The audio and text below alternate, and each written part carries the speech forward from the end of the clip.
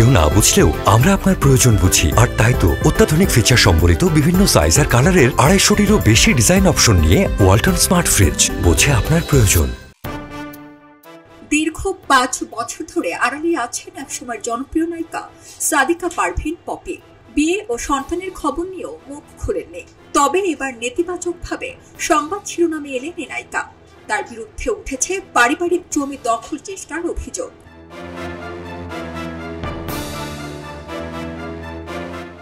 স্বামী আদনানুদ্দিন কামাল ও ভাড়া করা লোক নিয়ে খুলনায় গিয়ে নিজের মা, ভাই ও বোনকে প্রাণনাশের হুমকি দেওয়ার অভিযোগ উঠেছে ঢাকায় সিনেমার সারা জাগানো এই নায়িকার বিরুদ্ধে।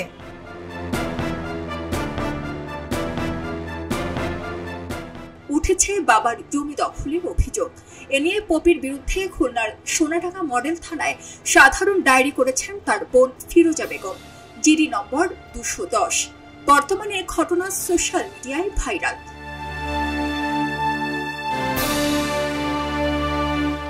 পপি পারিবারিক জমি এককভাবে নিজের দখলে নিতে চান। এ নিয়ে পরিবারের সদস্যদের সঙ্গে তার দ্বন্দ্ব চরমে উঠেছে। মা, ভাই ও বোনদের পপির বিরুদ্ধে পাহাড় সম অভিযোগ।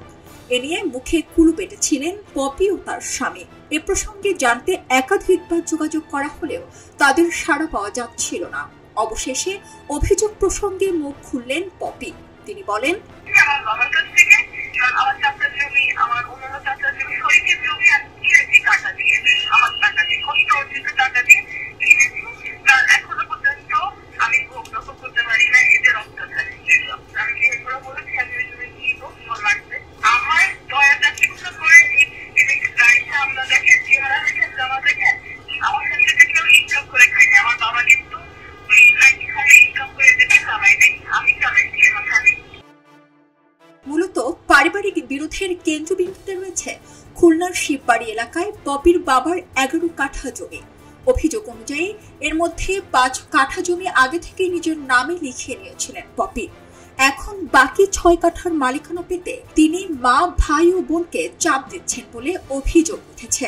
পপির মায়ের অভিযোগ, তিনি যে বাড়িতে থাকেন সেটির বিদ্যুতের লাইনও নিজের নামে করিয়ে নিয়েছেন এই চিত্রনায়িকা।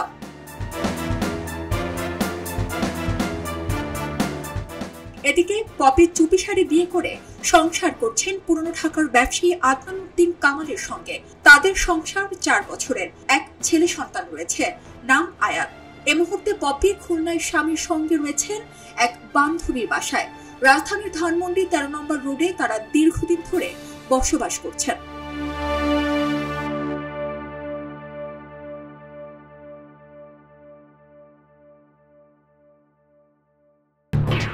এলো খবরের কাগজ, নিখাদ, নির্ভীক, নিরপেক্ষ।